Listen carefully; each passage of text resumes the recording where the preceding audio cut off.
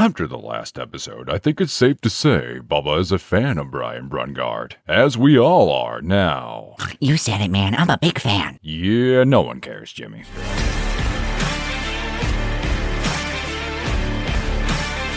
But what kind of fond memories does Brian have about Bubba? A little hint.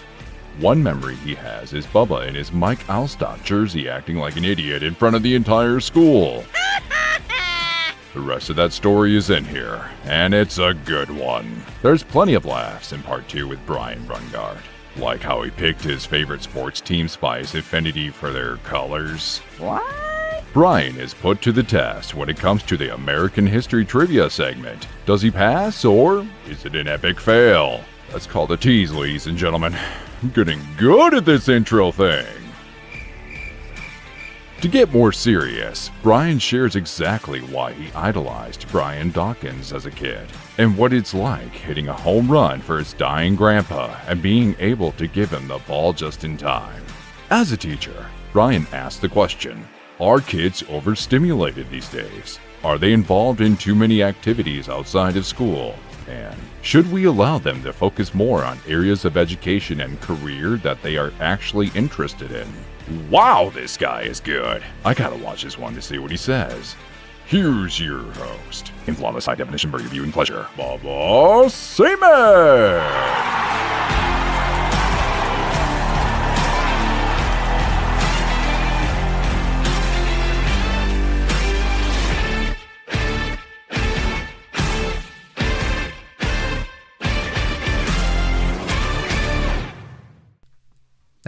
Thank you, ladies and gentlemen. What is up? We are back for part 2 with none other than Dunkerton legend, Brian Brungard. Thanks for coming back, buddy. Appreciate that. No problem.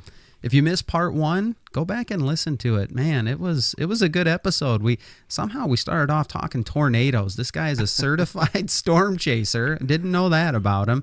Always wanting to get in the middle of them twisters. So we talked about that, and then we talked, of course, about that Dunkerton High School basketball state championship run and how both of his shoulders were doing everything they could to hinder that. But you can't stop a man on a mission, and it helps to have, couple of Kinsley boys at 6'7" and 6'6". Some good teammates. Yeah, man, that was legendary. That was cool. But it really was. It was the Iowa version of Hoosiers. When we look back to that 1933 championship, when you said they were all there, everyone played everyone. It didn't matter if you were Waterloo East or Dunkerton. And what'd you say his name was? We'll give him another shout out. Dean Holdeman. Dean Holdeman was still around when you guys went on that run and brought a championship back to Dunkerton. But that was cool. The reason I like talking about that run is just how close of a group we are too. I mean, we don't text each other every day and things like that, but if we have a chance to get together, we will. Like we did a 20-year reunion last year, and the basketball team we all itself? went out afterwards and reminisced and stuff like that. And we had our 20-year reunion this last summer, and it's always good to catch up with old guys and teammates and stuff like that. And it's like you never left each other. Yeah.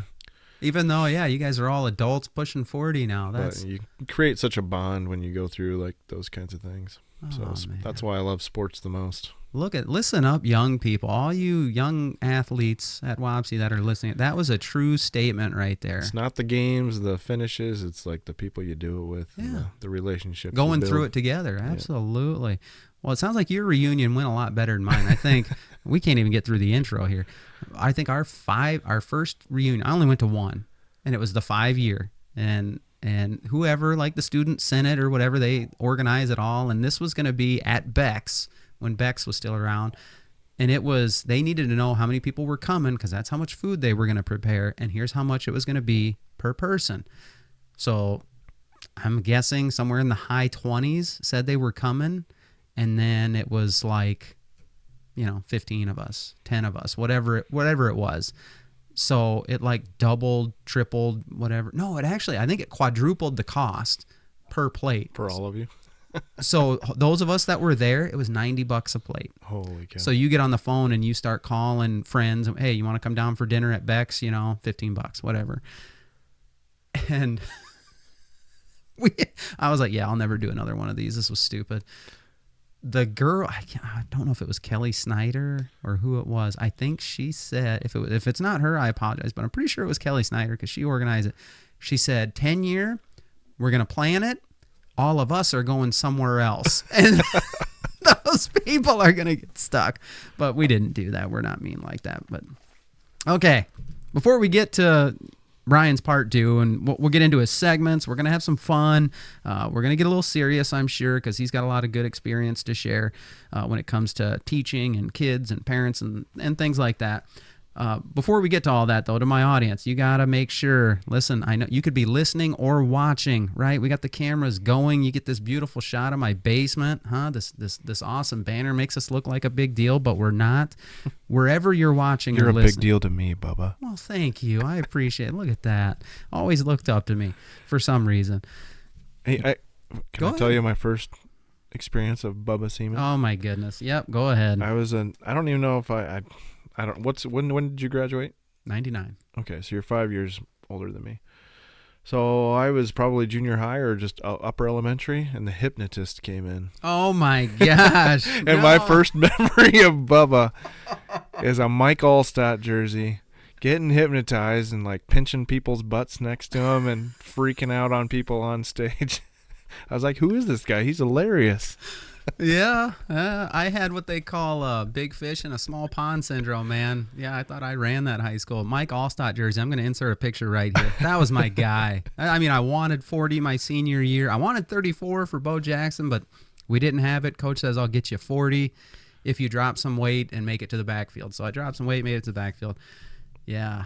Oh, man. Good. Well, there's one right there. We should just pan the camera over. That's not the jersey I wore. I think Barron's got me that. They said, hey, we're auctioning off jerseys. I got a 40 for you. It's not the one I wore, but it's good enough. So, yeah, let me do that. We'll just take a minute and show it right there.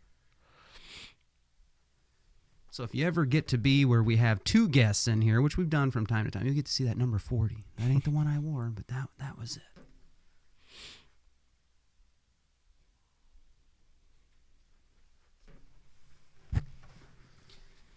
Seeing it's little things like that will make sure no studio or no media company ever picks us up. Who does that? Who stops and pans the camera over by hand? Nobody does that. So let me come clean on that. Yeah, the hypnotist thing, I don't vouch for that stuff. You don't give somebody, nowadays, of course, I'm a grown-up, you don't give somebody control. I know it's fun. I know it's entertaining. What if something goes wrong? You just gave someone control over your subconscious. It is a dangerous thing. You're opening yourselves up for all kinds. So there's my public service announcement. Don't do it. Stay away from it. And I'm going to come clean. Some people know this, but I got a feeling a lot of people from Dunkerton are probably about to hear this for the first time, maybe even classmates of mine. It didn't work. I was sure. Acting the whole time. I assumed. Oh, did you know? I assumed you probably were. I've never really believed that that's really possible. So no, yeah, it's possible. Okay. It is, because there were some people up there that told me, like, when he said they were on an airplane and they were watching a movie, like he was full. He's like, yeah, it was Eddie Murphy.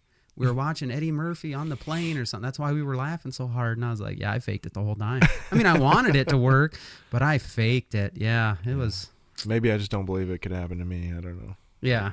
Don't let it happen to you. You don't let somebody take control over your mind and tell you what to do. I can't believe schools let. Yeah, I'm sure a lot of stuff that used to be done would never fly. Wow. Yeah. I don't even know, where were we at? I have no idea. Okay, so yeah, if you're just joining us after that, wherever you're watching or listening, be sure and follow, subscribe, whether it's Spotify, Apple Podcasts, or YouTube. Leave us a 5-star rating. Follow our Instagram and Facebook. You'll see more embarrassing reels of me there, pictures, giveaways of our merch. You know, if you want a shirt or hat, you might win something. Maybe it's some socks. I don't know, car air freshener from Temu. My wife gets this stuff from Temu all the time with our logo on it. And then share with all your friends on your social media. That's how this thing grows, okay? And it's growing. Every day it's growing. Once you've done all that, then you can sit back, relax, and enjoy the best new podcast on the market. All right? Let's get into the segments. Brian, let's do this. Okay, segment number 1, of course, we were going to do the Doug Heffernan segment. That is High School Glory Days. We talked quite a bit about the championship run in part 1. So I guess, why don't you just tease it a little bit, give us a quick recap of that, and we'll encourage people to go back and listen to the whole story in part 1. And then we'll do anything else you want to do for this segment. Well, it had been 71 years since Dunkerton had made it to the state tournament. We were the first small school to ever win it in the state of Iowa. So yeah, we had a lot of pressure on us going into that year, with people kind of telling us they've already got hotel rooms booked, and we got the courier following us around in our locker room, taking pictures throughout the season, kind of following us along.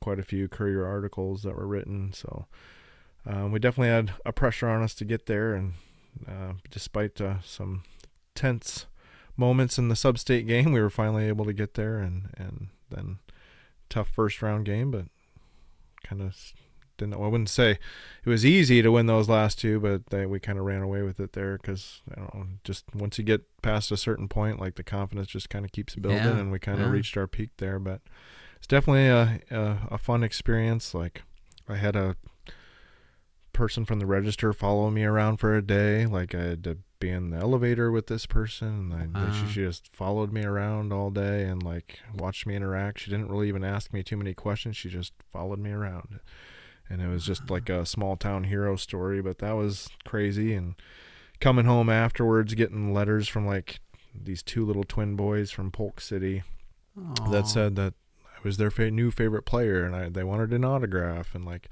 So, like, you're a celebrity for a week. It was just kind of interesting from Dunkerton, Iowa, to kind of go through those things. But it was obviously something that we as a team will always remember. And like I mentioned before, just being part of a team like that, you kind of are together forever. Yeah, you're connected. And it's always fun to kind of reminisce and relive those memories when we get together. So absolutely, I love it. I love that stuff. That's good. You got anything else from anything else that would fit in that? You got a favorite moment? You kind of hit the nail on the head at one point. I don't know if we were recording or not, but you kind of said it's more about just it's not about where you end up, the wins and losses. It's more about like going through it with the guys, with the teammates, and the fun that you have, and the bond that you build, the memories that you make, and stuff like that. But is there anything else that stands out from the high school glory days that you still kind of think about fondly? Like I said, sometimes the before the games, the after games, like or practices, like you hang out at a friend's house before practice, and you talk about practice, and you talk about your day, and it's like your chance to hang out with friends. And after football games, going to McDougal's and getting in the hot tub and just relaxing after you get your butt kicked, those kinds of things. But obviously there's great moments and things that you'll always remember, like going up against like a UNI recruit and things like that. When you play him the first game of the year, your junior year, and he scores 47, you score 46, and like those moments are fun. And like I told you, like I'll always remember the home run I hit when my grandpa was in kind of his deathbed, and it was his birthday, and I brought him the home run ball, and he was still kind of with it. But he was on so much medication that it was towards the end. So just remember those kinds of moments that you remember from your athletic career that kind of tie with your personal life and things like that. But there's lots of stuff that happens in the sports world when you're an athlete and just a student athlete. Like, it's crazy when you think about all the stuff you go through and learn from. Yeah. They have their place for sure. They can have an impact on you, good or bad, depending on how you let it affect you. So that's good stuff. Yeah, I wish I had something for that segment.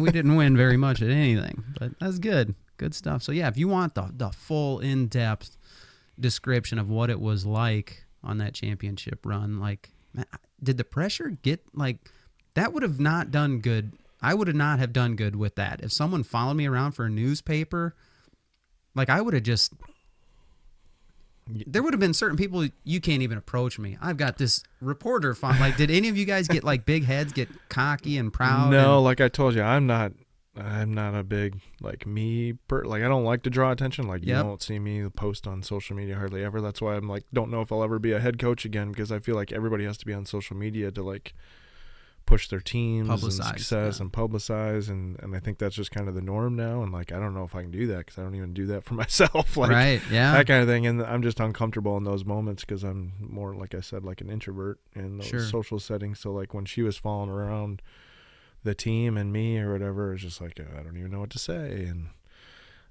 so yeah, I think we were really focused on what we wanted to do. Okay.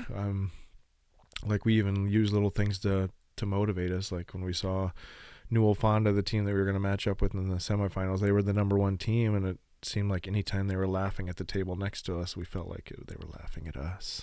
Oh. so we'd use those little motivational factors like that kids like to do, or just athletes like to do. Find any kind of way to kind of push yourself. Yeah.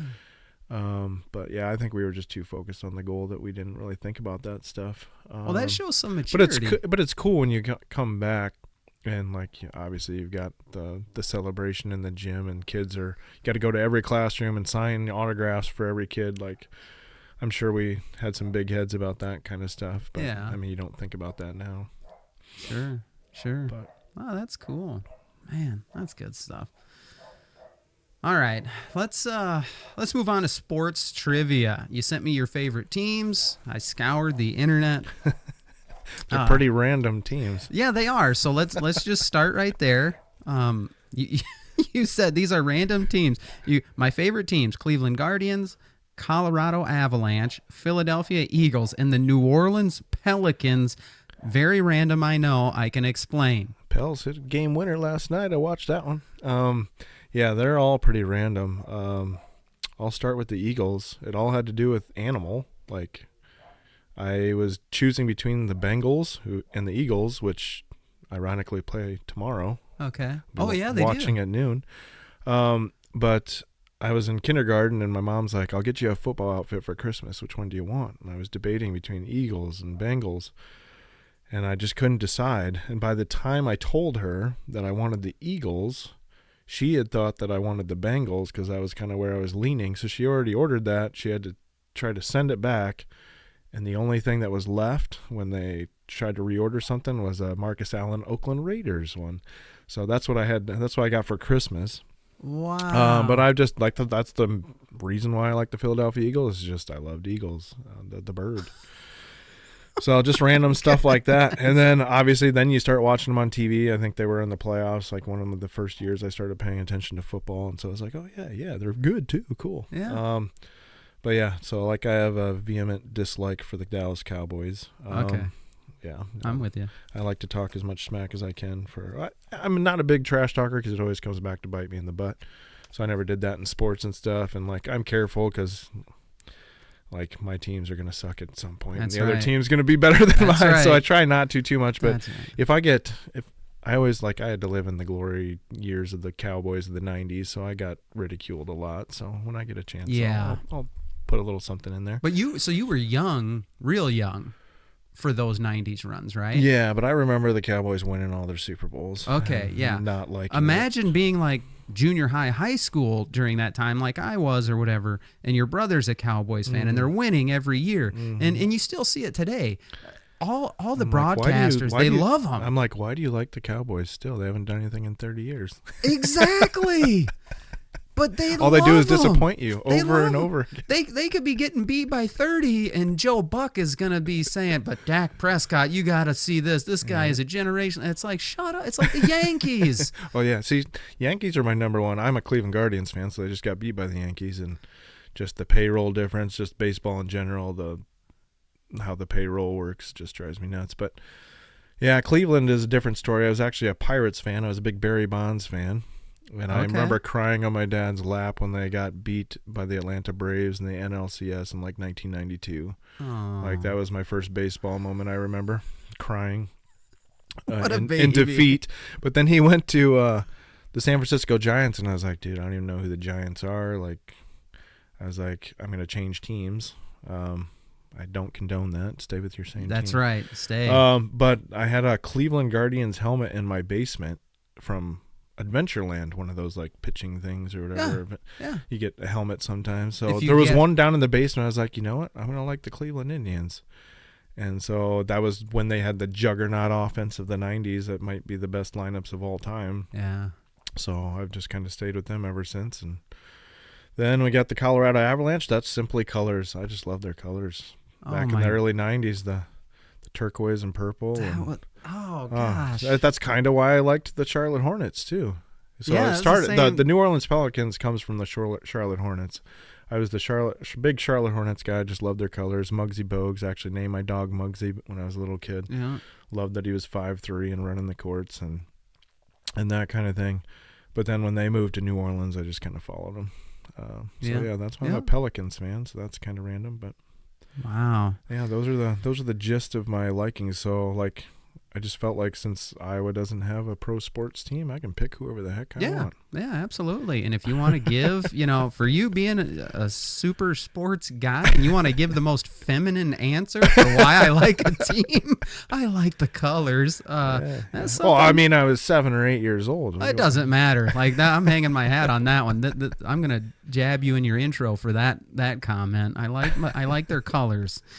I actually hated Michael Jordan back in the day too, and now like I will stand up for him. Like it's kind of like Kobe Bryant. I hated Kobe Bryant when he was playing because I hate the Lakers, and I hated the Bulls in the '90s because they always beat everybody, and I hate teams that win it all the time if they're not my team, of course. Oh yeah, and my teams have never done that. So like, honestly, now I will stick up for Jordan against LeBron, like those arguments and stuff like that. Yeah, like Jordan and Kobe. I mean, they're just a different breed of just attitude. But I think Kobe was a better person too. From the more I learn about Jordan, the athlete, top notch. I get it, but the way he treated people, I mean, he is kind of a jerk. But I probably would have been if I was. Well, Kobe's got a lot of those stories too, actually. Yeah, of how he pushed his teammates and was kind of rude to them. But he wanted the best for him, and I'm sure a lot of them said that they needed that kind of stuff. Yeah. Yeah. Oh yeah. Winning cures all. Yeah. It doesn't matter. But okay. So let's get into some trivia. I got a couple little things here. We're gonna see just how big of a Cleveland fan you are. Oh boy. Cleveland has changed their name multiple times. Do you know these? Can you go back to the OG original name? Do you know any of the others in between? The Naps, the Spiders, the Indians, and Guardians are the ones I know. Oh my goodness, that was very good. Wow. Because they were talking about going back to the Spiders when they were changing the name. Okay. Been around since 1901. Original team name, 1901 or whatever, was, the Bluebirds or the Blues. Then it went to and I don't know if this is right, if you say Broncos, but it's spelled Bronchos. Oh. Okay. And then you got the Napoleons or the Naps. Yeah. Spiders, Indians, Guardians. That's the best I could come up with. Wow. Yeah, you were ready for that one. That was good. Okay, let's move over to the Eagles. In 1976. Oh, Lord. It's not as tough as it sounds. Just stick with me. 1976, this wide receiver and special teams player became the oldest rookie in NFL history to not have played college football. Played 4 seasons with the Eagles. It's the Invincible guy, but God, what the heck's his name? I can't remember offhand right now. But yeah, I know who it Vince is. Papale. Vince Papale. There you go. Yeah, you were ready for that one. You were ready for that one. That was good. Okay. Oh, no, this next quiz, that's for later on in the show. We don't want to give you that one just yet. And yes, I was going to ask you about see if you knew anything about the Pelicans going backwards, but of course you do. You knew they were the Charlotte Hornets and all. It gets weird when teams move, I think, because sometimes, the mascot stays with the city. They got to change it, but then, it's like the Utah Jazz was the New Orleans Jazz. And it gets a little confusing because it's not the same deal. Utah shouldn't be the Jazz. Like, it's all themed around New Orleans. Even the colors are Mardi Gras colors. Yeah, it's weird, but I was not happy when they came up with the Pelicans mascot name. I feel like that's kind of wimpy. Yeah. So what? Side note, I guess. What's going on with the guy that got me watching college basketball a few years back? Is he gonna ever pan out, Zion? Zion. If he stays healthy, he's dropped some weight, but it's just hard when you just are that explosive and you're that heavy to keep your body healthy in an 82 game. He was a lot skinnier if you look at some of the video. Okay. So he had less weight on his body. But I literally... Plus, they're playing 82 games. It's hard to stay healthy for an 82-game season. But he has more resources now. Yeah, that's the kind of thing that not disappoints a student me. athlete like, anymore. You should have a dietitian. You've got the money to have somebody help you do those types of things. And so there's not much excuse for that part of it. But I think he would probably admit to, and I've heard many, many interviews where maybe maturity was an issue the first few years. Oh, I'm just sure. Kind of thinking you can do whatever when you're that age and you can eat whatever you want, that kind of stuff. Yeah.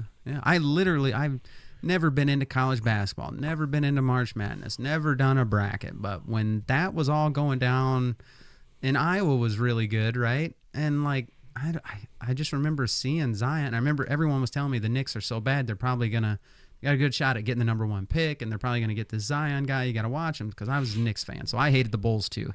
Just hate them. I love the Knicks. When you say the Hornets, I think Larry Johnson. I loved it when we had Larry Johnson. But NBA was totally different then. It was much more physical and violent. It's definitely changed. But yeah, so I started watching college basketball then, and I was watching that game when he ripped right out of that shoe. Mm-hmm.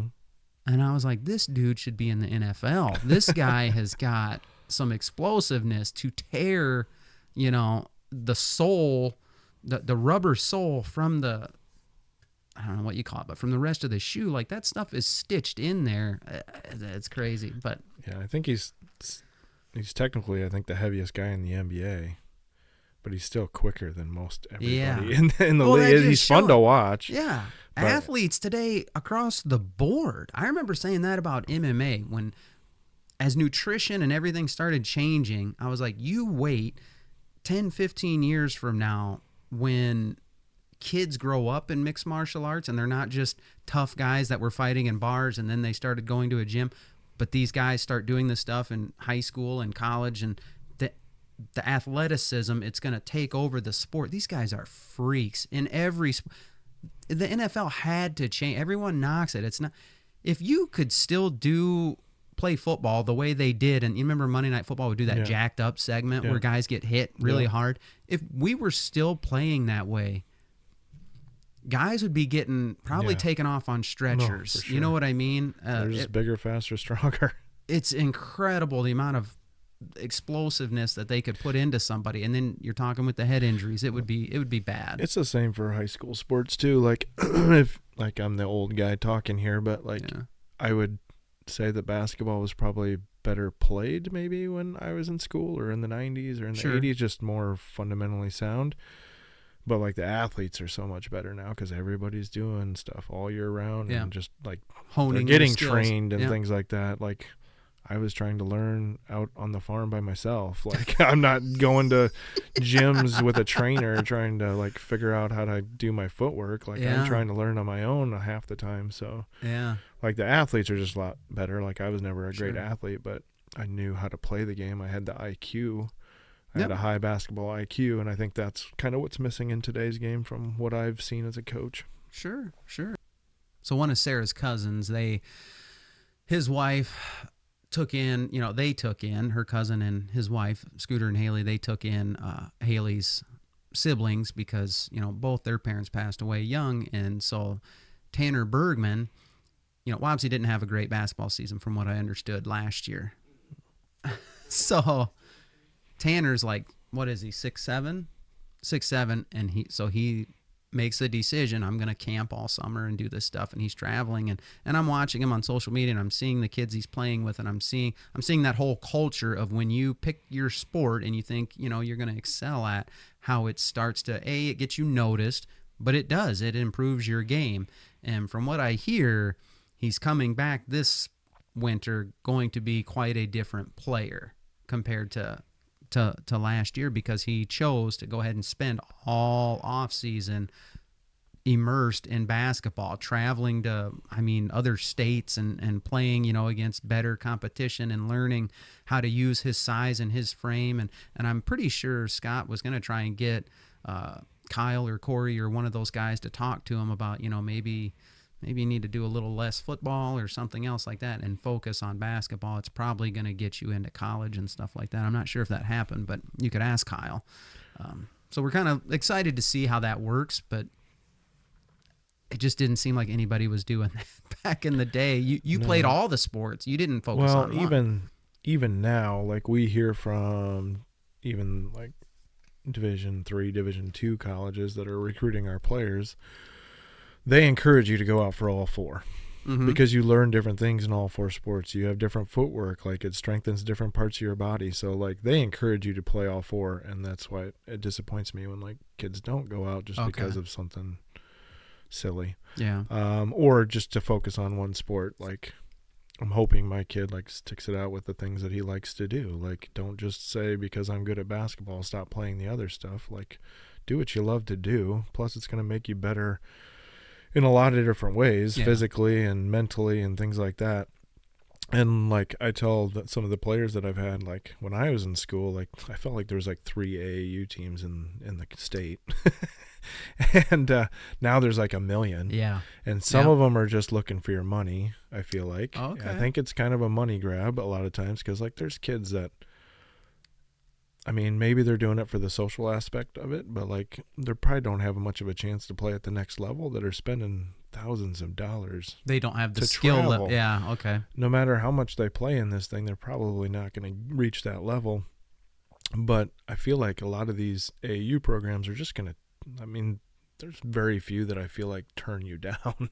Sure. Like they're going to take you because, I mean, it helps build their program. Yeah, yeah. So, and we've had kids that come like that are super good athletes, but you still got to teach them the game. And so like some programs I know do a good job of actually coaching the kids, but I know some are just like throwing the ball out there probably, and like they might run some plays, but are they really teaching you how to preparing them for the next level? Or to play with your teammates that you're going to have for the next 4 years, or how to play the effective way instead of just street ball kind of thing. Yeah. That's the kind of things that we fight as a coach. Like you're surprised how little they know about defense when they come in as a freshman, when they've been playing club ball for 4 years and they don't have a clue where to stand on defense. No kidding. Or they don't know like the appropriate time to move the ball, or that they can't sit there and dribble the crap out of the ball the whole time. Like it just drives us nuts when they're just like, how do you not know this stuff? You spent the time and all that doing it. If you're spending that much money, you better be learning the game too. Yeah, I got you. So that is a little frustrating. There you go. There's Brian's take on that. All right. Let's move into American history trivia. So you're not just a basketball guy. You're not just a sports guy. You're a teacher.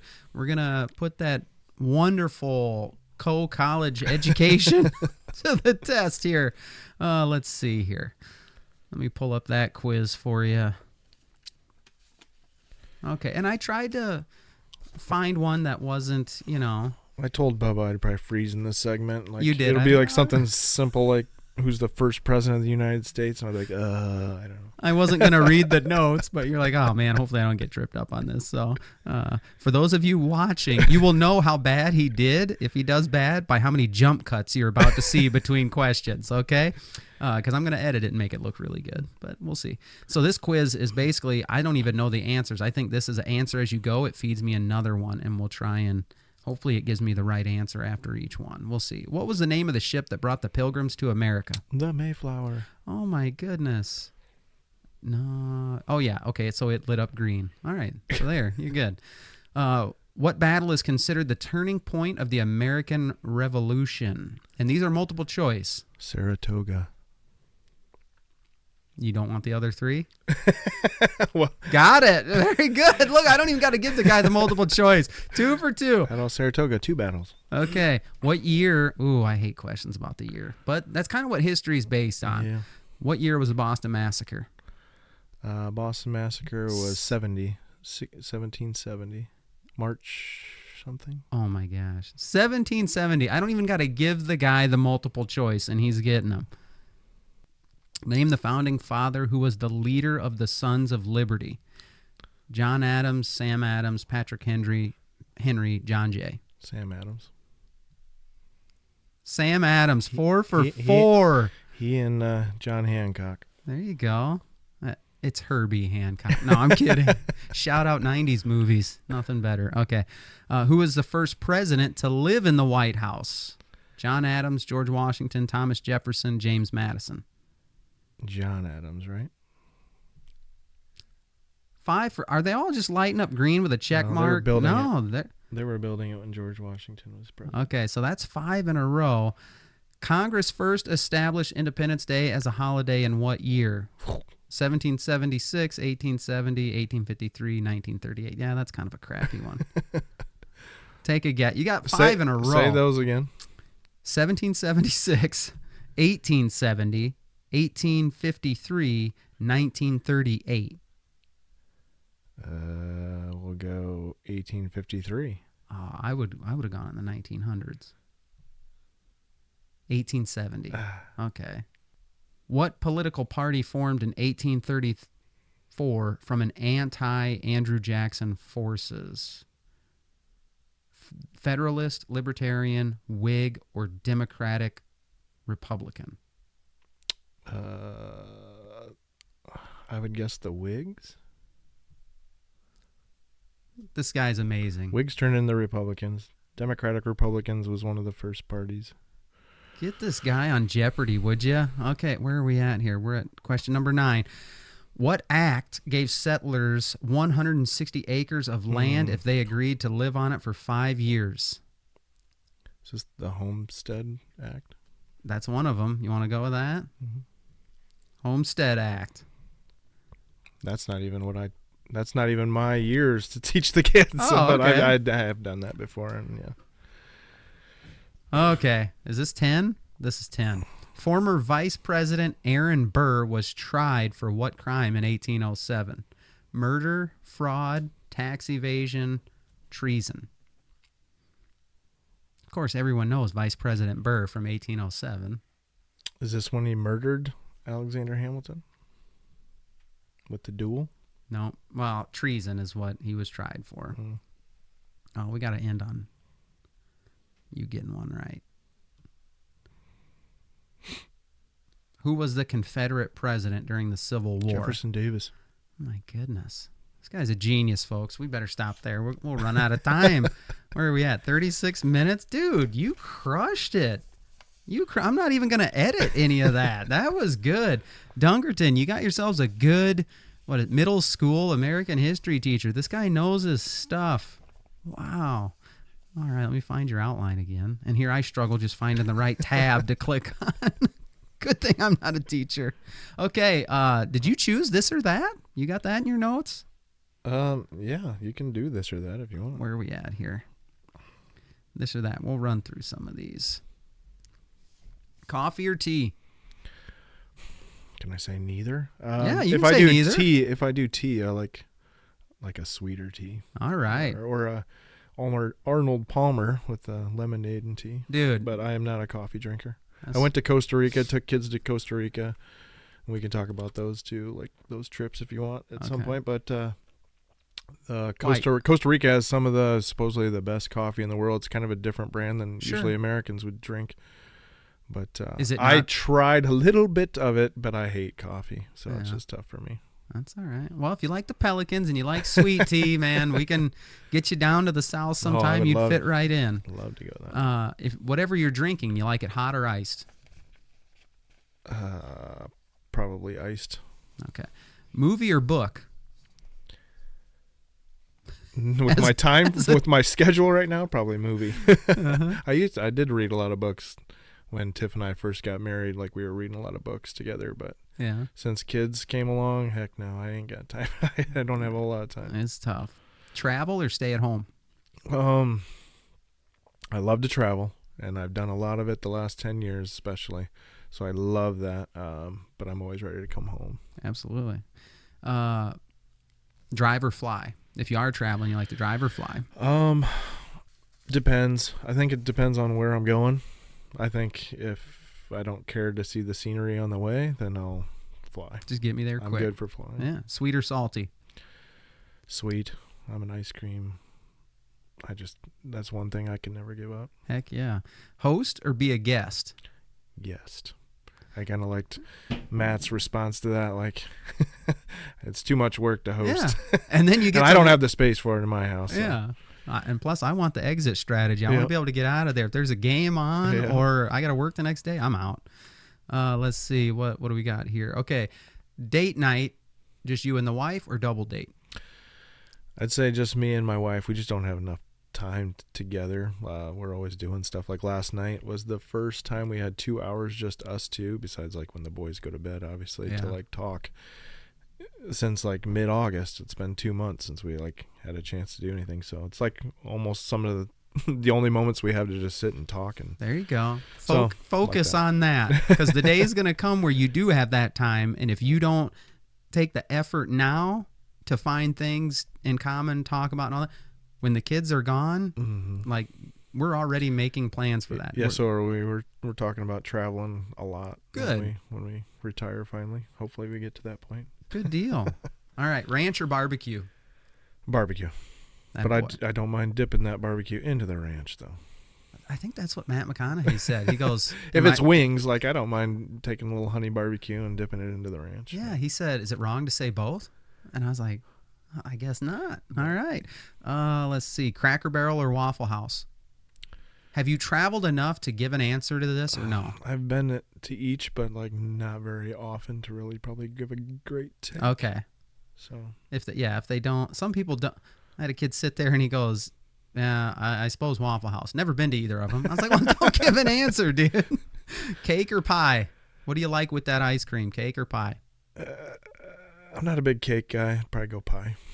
Chicken or beef? I should say chicken, but probably beef.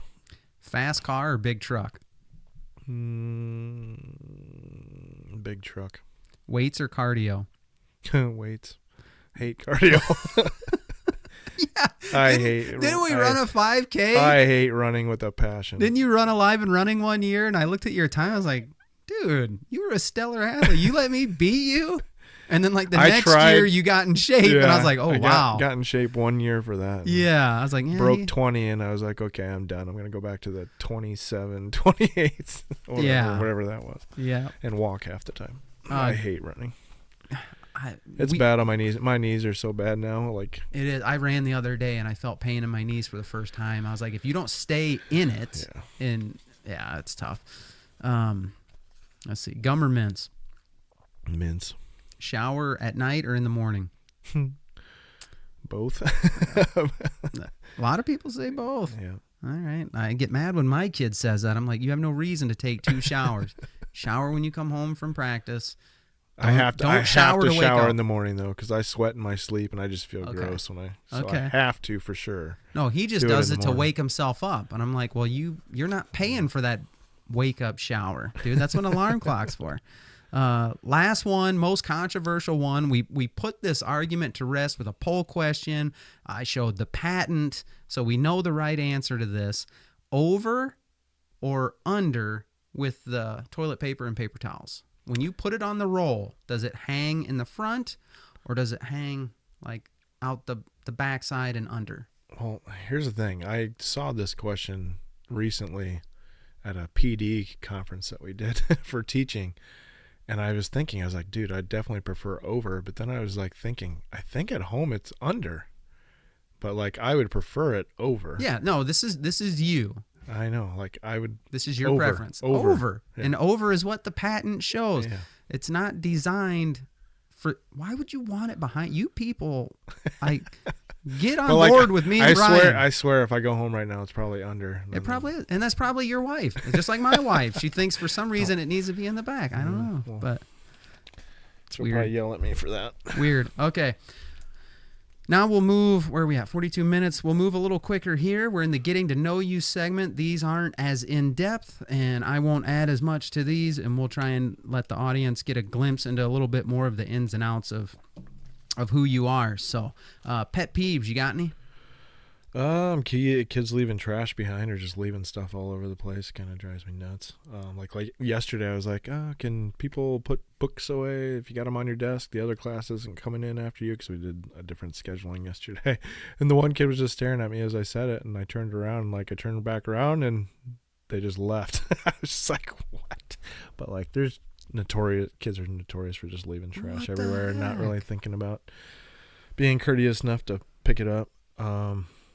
I have other annoyances, maybe. Okay. I've always been against country twang. I just hate the sound of country twang of the guitars, and The things music? like that. Yeah. Okay. So I've just never been like I don't mind old country, Garth Brooks, stuff like that. I've been to a Garth Brooks concert, but my wife is a country lover and I'm a rock guy, so we kind of clash on music a little bit, but I've made her go to rock concerts and she's taken me to country concerts and they're not super painful, but yeah. Sometimes I'm just like, I don't like that sound.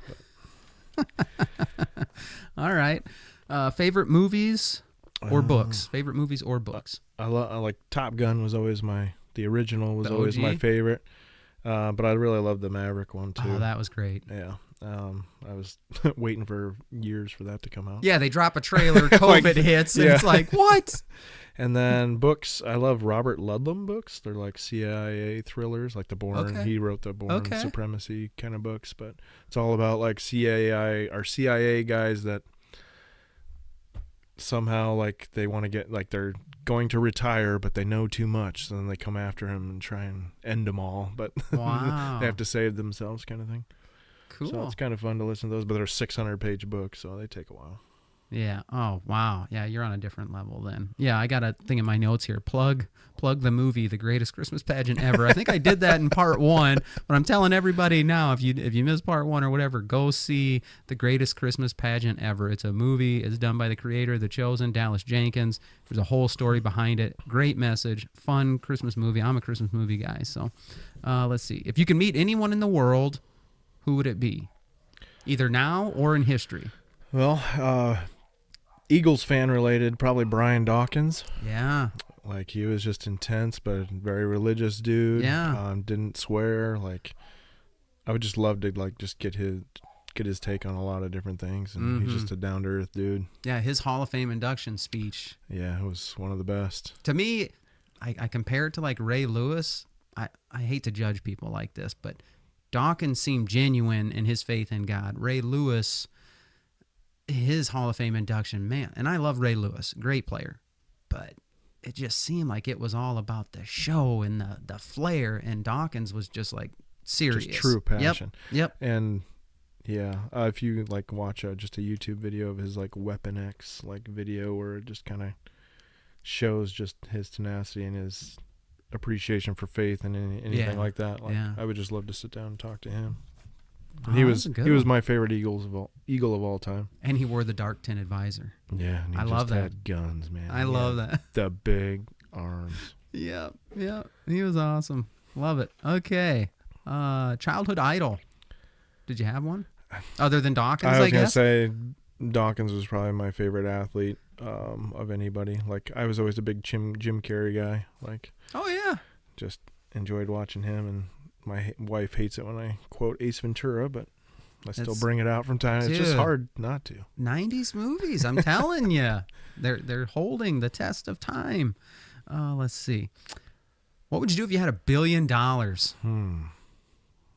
Definitely travel. Keep the traveling going. Pay off the house, obviously, and do some house improvements, and then just try to do as many things as I can for other people, whether it's my parents because they've done so much for me, and make sure that they have everything taken care of, and get the kids prepared for their next stage in life. If I could do stuff for that, and then just like I've always wanted to like build like community centers like they have like with the Sportsplex or the down in Mount Vernon, they've got one where a donor lent all the money to basically build that up. It's like a mini Sportsplex. Okay. Just do that in as many communities as you can, just to inspire kids to be active and sure. And you could put other components in there too, and just help anybody in need, basically. Okay. You want to be a philanthropist. Yes. I get it. All right. Now I'm going to make you get selfish. I've been thinking about this question. I'm going to get, because a lot of the people I have, they're good kind of small town Midwest people like yourself. That's usually the answer. Pay off debt, help out some family, take care of what needs to be taken care of, and then try and help people with it, because the money will, if you don't, it's going to affect you in a bad way. But tell me one thing you're going to splurge on for yourself. I think it would definitely be traveling, whether it's traveling to go watch my sports team since they're also far away. Yeah. Like my wife promised me she'd take me to Philadelphia at some point to go watch a game, but I always have to go to away games. And there's nothing worse than listening to home team cheer when you're the opposing. I went to a Vikings game when the Vikings played the Raiders, and I watched somebody get arrested outside the old Metrodome for peeing on the wall. It was weird. Yeah. But I got to sit next to, because I was in the cheap seats, I got to sit next to a bunch of Mexican Raider fans, and I'm in my Bo Jackson jersey, and I'm just like, yeah, I'm at home with these guys. These are my essays over here. There's always people in the same colored jerseys as you, but like I always seem to get surrounded by the other home team fans that are just constantly in my ear. I'm glad to know we got that in common, because like our teams make no sense. I didn't pick them for their colors, I don't think, but yeah, I'm Raiders, Cubs, and New York Knicks. Like none of that makes any sense, but hey, be you. That's it. And don't change. I'm with you on that one. Don't ever change your teams. Stick with that one. Okay, most embarrassing moment or the dumbest thing you ever did? Dumbest thing, there's probably just too many to choose from. I couldn't really think of one real big one. But embarrassing moment, splitting of pants and teaching. When you're a student teacher and that happens in a 6th grade classroom and you have to tell the sub, like, can you take them to PE because my pants are totally ripped through and I have to experience the next 2 hours like this. Trying to teach kids and like the whole midsection is just out. And I've done that 3 times now in my teaching career. Dude. Where I bend over or like I squat down and like the whole flap underneath just. Wow. Dude, get your pants from somewhere else. You got a Dollar General across from the school now. You can just run over there and get some new khakis. That's probably your problem. You're getting your pants from Dollar General, and that's why they're splitting. I don't know. Wow, and then that would be bad. As an adult, I got called up on stage with a clown at like one of those traveling circuses. I've never been more uncomfortable in my life trying to interact with them because like they're up there trying to like kind of whisper to you what you should be doing and you can't hear them half the time. You don't know. There's a crowd out there that's watching you. You're supposed to be funny and you're just like, I don't know what that's to not do. You. That's not you. Just like, I don't know what to do. You say no. Knowing you say no. You don't go. Well, I've been on like I've been in swing show and I loved all that stuff. Like I can do those kinds of things, but like when it's scripted. Okay. Like you're not an improv like guy. I did improv as a freshman, but like I wasn't very good at it. That's why I didn't stick with it. Oh my goodness. Okay. Number one problem we face today, in your opinion? Just appreciation and respect for all humans. Okay. I mean, so much of what you see is just like so divisive. Like, why can't we just like agree to disagree in a respectful manner and move on and Absolutely. just appreciate the opinions of others? You may not always agree with them, but no, that's it. And just have respect for. Like, you don't have to just come down on them so hard if you disagree with them just because they have a different belief system or something like that. Like, just appreciate it. Everybody, I've learned, like, what you see out there, like on social media, the news, whatever, is not what the real world really is. No, the world. If you meet people on the street, like 99% of them are gonna have a genuine heart and they're gonna be a nice person and they want the best for anybody. Yeah. You just got to talk to them. Yeah. Nope, you're absolutely right. We've got a handful of friends that we don't agree with, politically, biblically, different things. We don't hate them. We don't hate them. We'll oppose them and their views and trying to introduce those views into, the public sphere, I guess. But that doesn't, we don't have to hate each other. Absolutely. You're right. The world keeps going. We all get up and go to work every day. It's not the end of the world. And I'll insert that slide. I show it pretty often. Just because I disagree with you doesn't mean I hate you. But that's not what we're being told today. We're being told if we disagree, it's battle lines drawn. And that's not the way it used to be. But good one. What's the number one thing we got going for us? I do think we're capable of problem solving. Okay. One of the things that we that I've heard about, like just the United States culture in general, is like, we may not test the vest like when you go up against other countries on arithmetic or whatever, or science scores or whatever, but what we're known to do is be able to problem solve really, really well. And so like with the issues that we're talking about in today's world, like we'll get past it if we just put our minds to it. Like we can figure out ways to all get along. We can figure out ways to handle this problem, that problem. Yeah. Oh, I like it. That's good. I think that's an original one in here. Very good.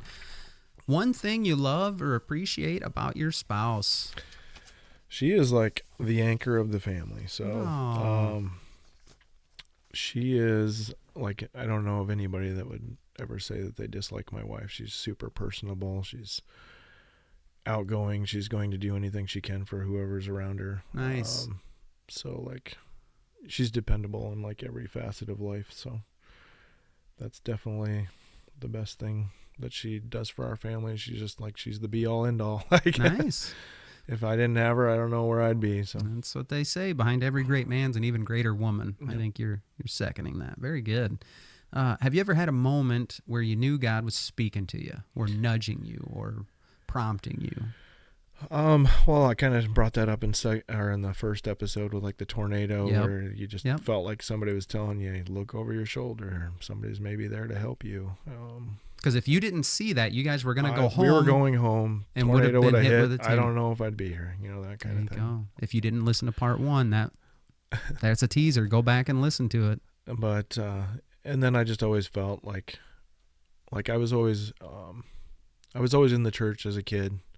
I mean, I was a believer. I was in the youth groups. I got confirmed, all that stuff. And maybe in high school, my parents started giving us a little bit more choice, like, do you want to go to church kind of thing? And I kind of got away from it a little bit just because I was so busy, like, doing stuff during the week. Like, Sunday, I just wanted to sleep in kind of thing. Yeah. But then throughout high school, like, I just felt like I needed to reconnect. And so I had some friends and things like that went to church camps, and so I kind of tagged along. And nice. And then I've just felt like I kind of had a closer relationship, like and I still do this today, and like I've got my cross chain with my kid's fingerprints right now. But but like I've got my yes bracelet for Jesus that I got through church. But if anybody like said his name in vain and like Jesus Christ, I'd be like, loves you. Like, like I would always like say that, and like they'd be like, oh yes. Yeah. But like it was my chance to just, how you want to try to open yourself up and open them up to like, maybe talking about faith a little bit. Like that was my window in kind of thing, or door. Oh, absolutely. In. So like I always felt like maybe that was the message that he wanted me that he was trying to teach me in high school. Yeah, if that was the way I could reach others and kids that maybe don't really care as much. Yeah. And then, like at every basketball game, I felt like I had a connection because I felt like he was kind of present there with me before the game started. I'd always pray when the national anthem was going on. Okay. And say something to my grandpa who had passed away a couple years before, especially that senior year. So I always kind of felt like he was connected with me in those moments, giving you some peace or calm or focus. And I feel bad because like as an adult, I just feel like with the schedule, I've kind of neglected that relationship. And I've always wanted to kind of go back, but I just haven't found that. Yeah. And we've talked space yet. Yeah, you and me have talked privately about that through email and different things and stuff. And it's a struggle, but it's up to us to carve out that time for sure. Yeah, I wear this one that says binge Jesus. I think it's from The Chosen. And it's like, if you're going to, no one uses that word anymore, but there was a time where people use that word a lot. Binge watch this or binge watch that. It's like, if you're going to binge anything, let it be Jesus. Let it be the Word of God. Like everything else is not worth your time. And then this other one I got, it's a capital H-E, he, and then the greater than sign, and then a lowercase I. Mm-hmm. He is greater than I, and it's an apparel company out of Hawaii, I think, and they're based around John 3:30. He must increase, I must decrease. You let guys like us be in charge and have things our way, we're going to screw it up. We're going to fall short. You know what I mean? Who do you want in the driver's seat? You don't just want him. I think what you're saying is he's in the car with you, and you're recognizing, man, I need to allow him to have the wheel more and more. Mm-hmm. That's always the best choice for sure, for all of us. Definitely. Good stuff. All right. We talked about it a lot, but past injuries or surgeries, I think I know right where you're going. Oh, sorry. Oh, look, see? I thought there was another question. No, that's it. When I go into sermon mode, people are just speechless. That's what happens, folks. Join me. I'll let you know. Bubba was staring at me, and I'm like, is there something else coming? Either they fall asleep or they're mesmerized by my words of wisdom. I don't know what that was, but past injuries or surgeries. This is still the getting to know you segment. This ain't Bubba's sermon time. for as much athletic things that I did as a kid, I've never really broken a bone, so knock on wood. Yeah. Besides maybe a finger or two, but did have the shoulder issues, so 9 dislocations, probably subluxations in the hundreds of in and outs, and a couple hernia surgeries. But really, other than that, I've just pulled a lot of muscles. Like I don't know if my body absorbs water very well. Okay. I'm always dehydrated or something because I'm pulling muscles left and right. I don't drink enough. I know that. Yeah. They start making, instead of Gatorade now, Pedialyte makes those electrolyte drinks. They still look like Pedialyte or whatever. James is going to get one every Friday, but after school, before the game, he's like, I'm not going to go down with cramps like all these other kids. Yeah. Yeah. Hidden talent or something most people don't know about you? Like I enjoy singing. I just don't show it a whole lot. Wow. I've always had this dream to maybe do the national anthem before one of our high school basketball games, but I haven't gotten the courage, I guess, to do that yet. But I did do a couple solos in high school, so like people have seen me sing before, but like I was not like my sister who was a vocal really superstar. Good. Yeah. She got a free tuition for singing, so. Nice. Do you remember that baseball game where I sang the national anthem? Do you remember that? I think I do. It was brought up on the last episode. Yeah, I've always thought about it, but like I don't have the range that I used to. I'm worried about I'm going to have that squeal or that squeak or that crack in the voice or just nothing will come out. Wow. I'd be more nervous for that than just about anything. I look forward to that day. Hopefully it makes it to the internet if I'm not there. All right. If you could delete one thing from the world, what would it be? Ooh. Yeah, that's kind of a tough one. That's a deep one. Maybe just hypocrisy. I don't know. I feel like there's so many people telling us what to do and what not to do, and then they go ahead and turn around and they're doing the same stuff. Oh, nobody said that. It just drives me nuts. If we could just learn to, like, where we all just get along and accept everybody else, like, I don't know, and just not be hypocrites about, it seems like everything under the sun. Yeah. Wow, now you're speaking Bible talk there. Under the sun, I mean, you hypocrites, you brood of vipers. Like, dude, I'm telling you, the Bible gives the best answers. I've been telling my audience this the whole time. Like, it makes sense. And we are all hypocrites. I was going to say, I'm just as guilty as everybody else at being a hypocrite from time to time, but I just feel like, No, I know what you're talking. You're talking about like the major, like we look up to certain people or whatever, and then next thing you know, it's like, that's why you let me down. That's why you don't follow idols. That's why you don't. Exactly. They're going to. Everybody's. You don't know what's behind the door. You know. Right. Good wisdom there.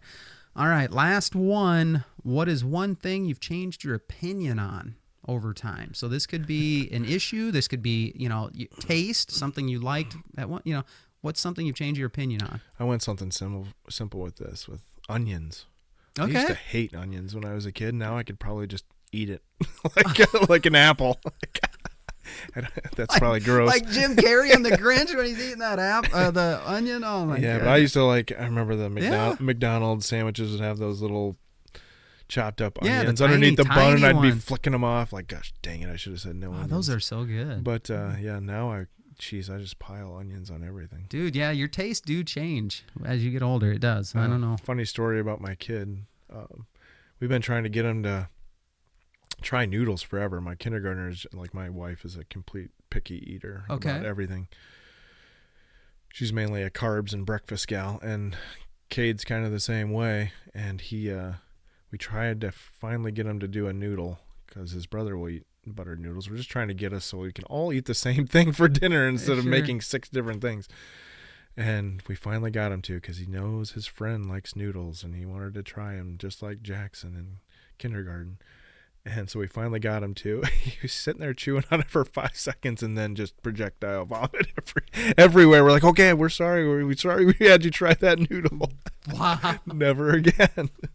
And we're like, oh my Lord. I don't even know what to say to that, man. My kids eat noodles that come in the container, like the different versions of ramen. You pour water in it, you throw it in the microwave, you cook. I swear they live off of that crap. Yeah. Wow. It just must be a texture thing. Oh, okay. All right. How the turntables. Shout out Michael Scott for always messing that line up. This is where you get to ask me any of, the previous or anything of your own and kind of turn the tables on me. Do you got anything for that? I just came up with, if you had to take the life of another figure on Earth, who would it be? Like currently. If you had to replace... Okay, yeah. Because when you say take the life... No, not... like, no, you're not going to... Yeah. Okay. No, you're going to become them. Whose life would you take? Yeah, that's tough because, like, I know without a doubt clearly, like, I am who God wanted me to be. This is not, growing up, I was not headed this direction. So I know, so it's hard for me to say, yeah, if I could be somebody else, I'd much rather be this guy. With the caveat that we enjoy our lives the way we are. Yeah. I guess, I don't know if I could pick like a specific person. Like I'd like to be in this guy's place or this guy's shoes or something. Or a career that you would like to have. Yeah. Obviously, the reason I'm doing this, the reason I've kind of worked my way through like kids ministry, speaking to youth groups, speaking to sports teams. Obviously, I feel like I want to have a good influence on other people. I just sent a text to our sophomore starting quarterback this morning. Great game last night. Just to go a little bit deeper than that, I see you quickly becoming a leader. I've enjoyed watching you grow. I'm behind you 100%. Things like that. Shout out Caleb Hogan. So I've always had this desire to build into other people, and it's not always young people. Sometimes it's older people. So even though I don't feel like God's calling me to be a pastor at all, I've asked. The answer is no. I'm doing what I need to be doing. So I guess I look to people like how you said, Brian Dawkins. I look to coaches like Tony Dungy, guys like Ed Thomas. When you look into their life, when you ask people, I just took a promotion at work, and you had to like sell yourself to get this promotion.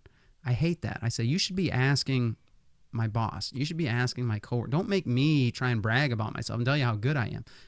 Have Brian Dawkins' teammates tell you about the impact he had. Listen to the people that played for Ed Thomas. Listen to the members in that community. I'd like to be like an Ed Thomas. I'd like to be like a Tony Dungy. Read some of Tony Dungy's stuff, talking about playing in the NFL, in the 60s and then going into coaching. Talking about some of the players that were in the locker room when he was there. Who were some of the famous Steelers receivers? Was it not Swan? What was the other one? Stallworth? Mm-hmm. He mentions those guys that when he got there as a young kid, these guys were men of faith who weren't doing the Pittsburgh party scene, and they had a major impact on him. Like, I just want to fit into that role somewhere. And Ed Thomas is probably the biggest and best and most powerful one that I've read about or experienced. I'd love to have a member of the Thomas family on to talk from time to time, but he just... My cousin played for him. Yeah? Who was that? Neil Brungard. Okay. He played for... From AP? Yeah. Yeah, that's just... That's who I'd want to not trade places with, but that's where I want to get. That's the kind of impact I want to have, because you read his book, The Sacred Acre, and he says, if all I've taught you how to do is block and tackle, then I failed you as a coach. He was trying to build young men. And like when you say our world is so divided, we hate each other, like how can't we just fix this thing? And it starts in the home. Just, you need to have a moral foundation. You need to learn how to treat people with respect. You need to know how to honor God, put him first. And then all these things from inside each home gradually heal all the problems we have. That's just how it works. So yeah, I'd love to be like an Ed Thomas, I guess. I'll pick Ed Thomas. If I got to narrow it down to one guy, I'd like to be like that for sure. Oh, way to put me through the ringer. That was tough. All right, the What Is Up segment. This is the last segment. You said I can talk for days on sports stuff, parenting, school, health. So we're definitely over on time, but the nice thing about not being connected to Blaze Media or anybody is I do what I want. If you want to turn it off, you turn it off. That's fine. So I think school has definitely changed since like we were kids. I feel like with social media and stuff that's being incorporated into kids' lives, like it's just very hard to motivate them to students to be engaged in whatever they're trying to learn. Like we still have standards that we're supposed to cover. So like in American history, I got to kind of give you the background of how our country came to be. Sure. But like that's not real exciting for students. It's not like entertaining. Like you're saying because of the stimulation, it's hard for you to grab. So it's hard to build motivation within them, and so like just the work ethic is just not the same. I feel like back in the day, like I know there was definitely some kids that didn't want to do stuff. Oh yeah. That was definitely always there. So I think school's changed quite a bit since like we were kids, because you know there's social media involved. There's now technology where they get to use computers in the classroom. So that might affect some of their writing skills and stuff like that. We were kind of drilled to be able to write a certain way. Good cursive. That stuff has kind of gone out the window. You're never going to have a calculator with you all the time. The biggest lie. Calculators and math or whatever. So, some things are just driven a little bit differently. And now with phones as an issue, like there's phone policies now that you got to follow and things like that, where some schools don't even let the kids have them whatsoever throughout the day. They got to be in their locker all day. We have them in a pocket, like a pocket in the classroom, so they can't touch them until between classes or at lunchtime, and then they can have them.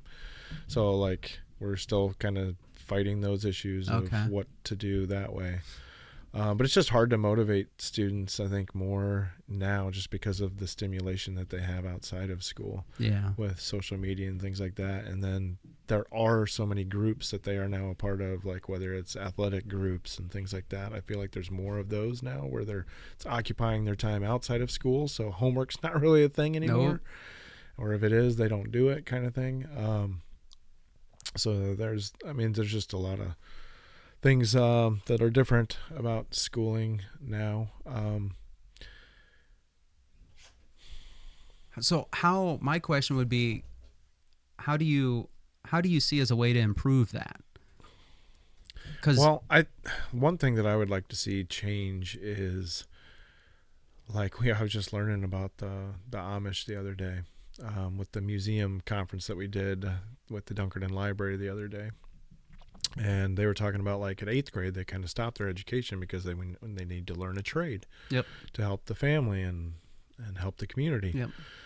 Like I wish that like we would go more towards more elective trades kinds of things. And it's kind of an up in the air. Like obviously they need to learn some of the basics of like writing, the math, the historical background, kind of know where our country came from, that kind of stuff. But throw in a little bit more elective and choice of what they're starting to get interested in. Absolutely. And it's really hard for a kid to kind of think about what they want to do at that point in their life. Like, what am I going to do for the next 40 years? Yeah. But at least give them some chances to experience a little bit more. And I think schools are starting to do that. I know we're starting to do that, where like they've got different options within the like the Corey Chapman, like building and trades kind of things, where they're making stuff for families and stuff like that. And CAPS program. CAPS program, we do that. And the Rachel Hopley and the FFA, like they teach them real world kind of stuff. Yeah.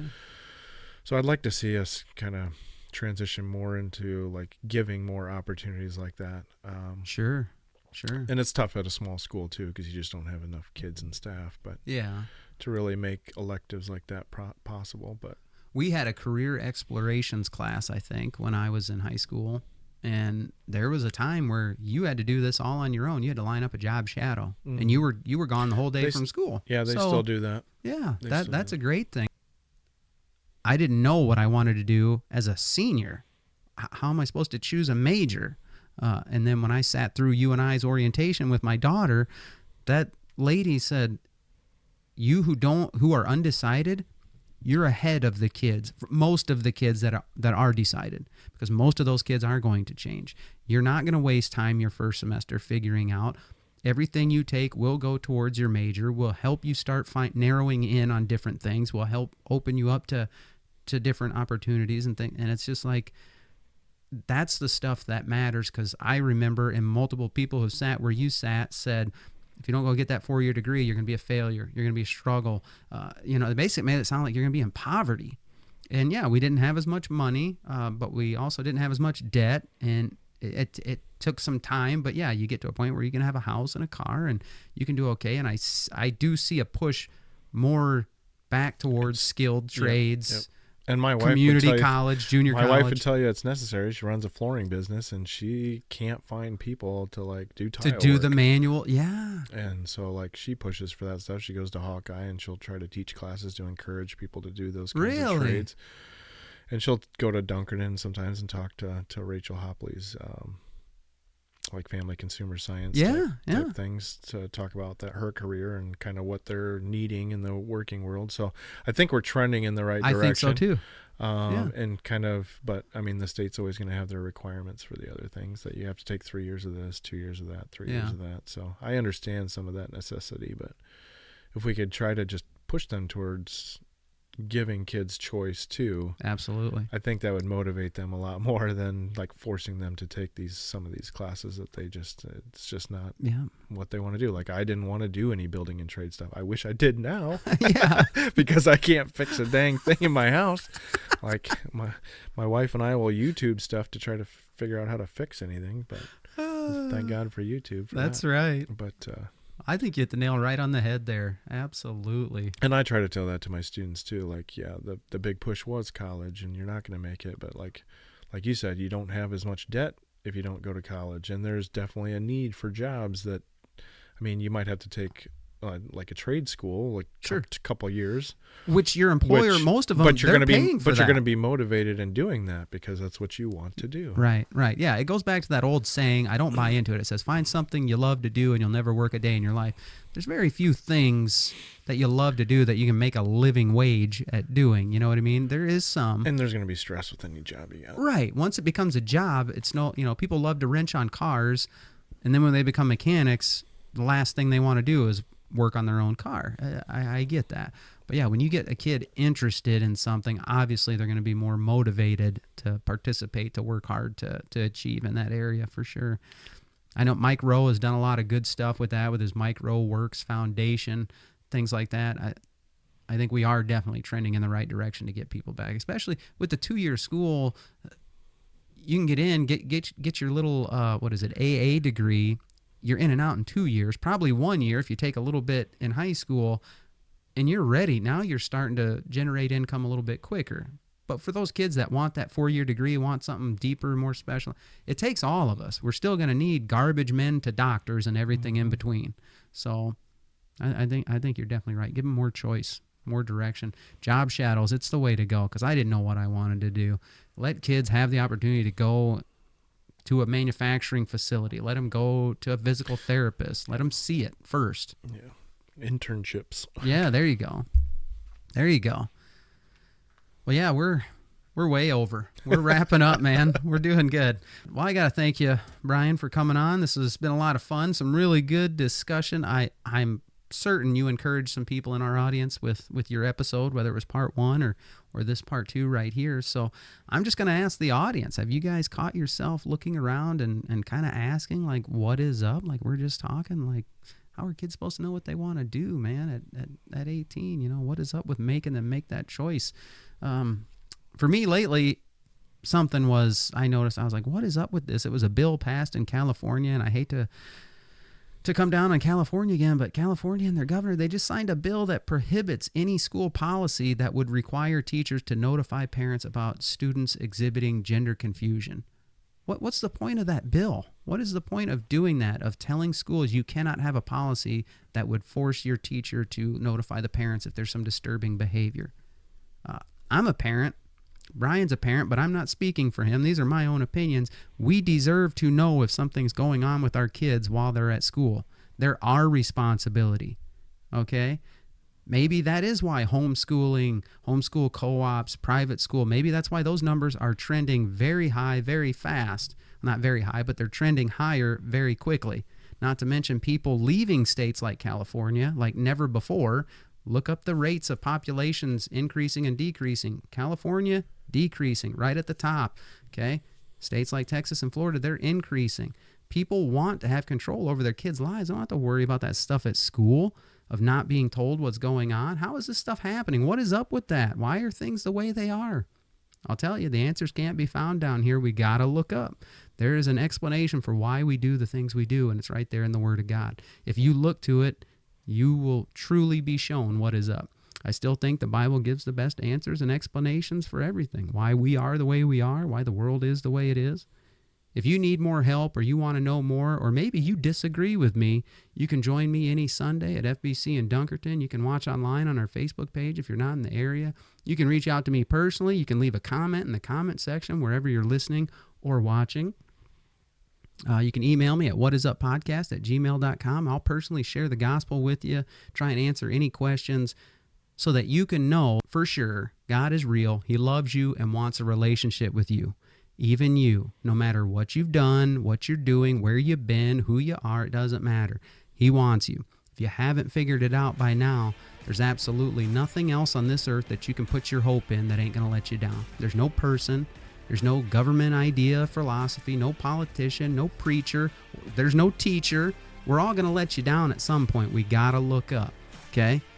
So if you're listening or watching on Spotify, Apple Podcasts, YouTube, be sure to leave a 5-star review and a comment, and then maybe let your opinion be heard by answering our poll question. I'm going to put a poll question at the end of this episode. Why don't you answer it? Okay? If you are watching on YouTube, you got to subscribe and hit that thumbs up button. Leave a comment there too. That'd be great. And then please share it with everyone you know. I do welcome feedback, questions, comments, not so much criticism. I don't take it so well, but I'll read it for sure. I may even give it a shout out on a future episode. But I'll take ideas, maybe ideas for guests or segments. Just send them to me. Reach out. I'm right here. Thank you guys so much for listening. I hope this episode really encouraged you. Lord willing, I'll talk to you on the next one.